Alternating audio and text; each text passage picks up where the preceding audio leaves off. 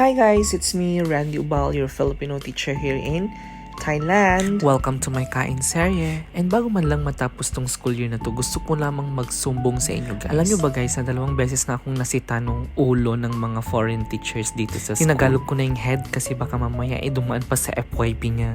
Yes, 2 beses na niya akong sinita. Nagulat ako nung una. Bakit hindi daw kasi ako naka-uniform? Siyempre nag-explain ako. Sinabi ko na pupunta ako ng immigration at gagabihin ako. So ayun, sabi niya kailangan ko pa rin daw mag-uniform kahit nasa immigration Really? ako. Kahit nasa immigration, mag-uniform? Buti sana kung polo short. During that time, type A uniform kami. Siyempre, hindi ko siya pinakinggan guys. Tumuloy pa rin ako sa immigration na hindi naka-uniform. Doon nag-start yung pagiging pasaway ko. Kaya wag niyo akong tutularan guys. At syempre, yung pangalawang sita niya sa akin was during one of our morning activities. Sinabihan ako na bawal daw sumandal sa poste. Ate, eto pa.